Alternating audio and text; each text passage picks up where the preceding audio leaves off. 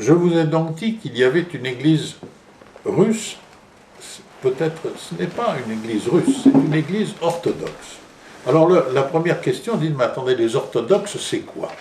Les orthodoxes, c'est quoi? Je vais vous dire une chose qui va peut-être vous surprendre, c'est que le monde entier, y compris la France, était orthodoxe jusqu'en 1054.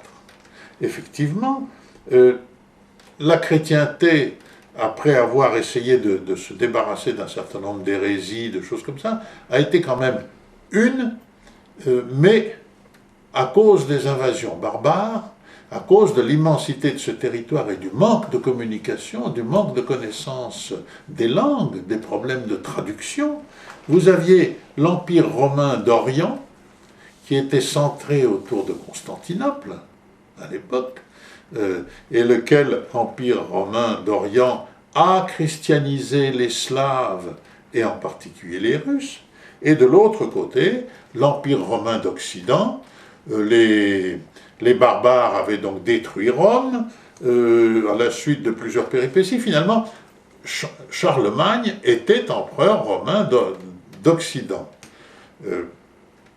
À cause de tous ces malentendus, les deux églises, il y a eu quand même des ambitions, chacun des empereurs voulant profiter de l'importance de l'église, etc.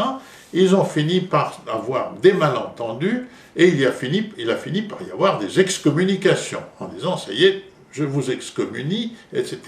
Ça a été le schisme. Le schisme, c'est-à-dire une division, ce qui fait que chaque église a évolué un petit peu dans son sens, et ce n'est que au XXe siècle, dans les années 60 ou 70 même, que ces excommunications ont été retirées. Les églises ne sont pas en communion, mais en tout cas, on parle d'églises sœurs. Et actuellement, disons que le patriarche va rendre visite au pape, le pape va rendre visite au patriarche, les choses sont... Mais néanmoins, voilà deux vies ecclésiales différentes. À première vue, il y a des différences, par exemple, dans ce que l'on voit dans une église. Dans une église orthodoxe, on voit des icônes. L'autel est séparé de la nef par une barrière sur laquelle il se trouve des icônes. Les offices sont chantés.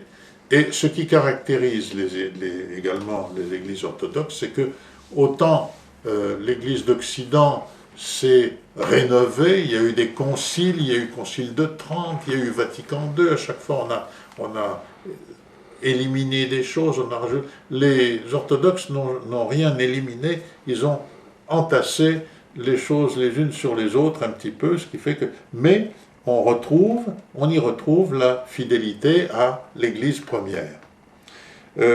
Les prêtres sont souvent des hommes mariés. Je rappelle, ce ne sont pas les prêtres qui se marient, mais c'est l'Église qui ordonne les hommes mariés. Et on pense qu'un homme marié, dans beaucoup de cas, peut apporter quelque chose dans la communauté mieux qu'un célibataire. Le divorce, il n'y a pas de divorce dans l'Église orthodoxe, mais il y a l'annulation du mariage, ou quand un mariage ne marche pas, eh bien, on constate qu'il ne marche pas pour autoriser un deuxième mariage, lequel deuxième mariage sera moins joyeux, moins triomphant que le premier mariage. Le mariage est légèrement pénitentiel, un petit peu, parce que on s'est trompé, on regrette, mais on autorise quand même le mariage. Le mariage, les offices sont chantés, et je prends comme exemple mon épouse qui, dès son enfance, a chanté au chœur. Oui, d'abord j'assistais aux offices, et à force d'assister, je les connaissais presque par cœur, ce qui fait que j'ai été très fière lorsqu'on m'a autorisée à chanter dans la chorale. Bon, j'avais une dizaine d'années à l'époque. Je continue jusqu'à présent. Mais pour revenir à l'Église orthodoxe, je dirais que l'orthodoxie, en fait, a été beaucoup connue en France grâce à l'immigration, malgré le fait que la cathédrale orthodoxe russe de la rue d'Aru a été bâtie avant la Révolution. C'était la présence, c'était l'église de l'ambassade en fait. Mais l'orthodoxie, en tant qu'émigrée, elle a drainé tous les théologiens, entre autres russes, les philosophes. Il y a eu un grand mouvement de renouveau, je dirais même. Et une école de théologie qui est des théologiens qui sont, disons, d'une part écoutés et lus aussi bien en Occident, et qui surtout a permis de poursuivre une école théologique qui avait disparu en Russie et qui, aujourd'hui, a rayonné sur, en fait, l'Institut de théologie de Paris, rayonne sur l'Amérique, rayonne sur toute l'Europe. Et ce qui est intéressant aussi, c'est que peu à peu, vous avez des gens qui ne se... des catholiques qui se sont peut-être sentis mal à l'aise dans l'Église romaine après Vatican II, il y a les enfants de ménages mixtes, etc. Peu à peu, l'orthodoxie, ça a cessé d'être une église russe. Et aujourd'hui, par exemple, les offices dans l'église de Chelles, dans l'église de Chelles, nous avons eu pendant 20 ans l'archiprêtre Jean-Marie Arnould, qui ne parlait pas un mot de russe et qui célébrait en français. Avec lui, nous sommes passés au français dans les célébrations. Dernièrement, nous avons eu un arrivage de gens qui n'étaient plus des émigrés russes, mais qui étaient donc, disons, des gens qui sont partis de Russie pour d'autres raisons, soit des même des pays de l'Est. Oui, des pays de l'Est, oui. D'origine différente, pas obligatoirement russe. Et du coup, mais néanmoins, du coup, maintenant, on a des offices tantôt en français, tantôt en russe, et le prêtre qui célèbre en français, il célèbre en français avec l'accent, parce qu'il est aveyronnais.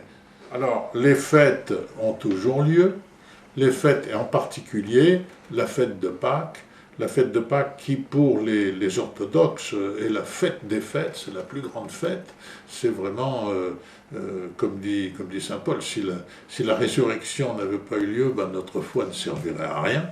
Et alors du coup, il y a toute une série d'offices qui sont longs, solennels, qui commencent à partir du jeudi saint, où le jeudi saint, on lit dans l'église les évangiles de la Passion, tout le récit de la Passion. Le vendredi à midi, enfin, ou à 2 heures, on célèbre la mort du Christ sur la croix et sa descente de croix. Et donc on lit de nouveau les passages relatifs à la mort du Christ et on dépose au milieu de l'église une image du Christ mort. Une image du Christ mort, ce qui se distingue, tiens voilà, vous me parlez des choses qui se différencient par rapport à l'église d'Occident. En Occident, très souvent, les crucifix sont des crucifix de souffrance. Chez les orthodoxes, le crucifix est un crucifix de mort.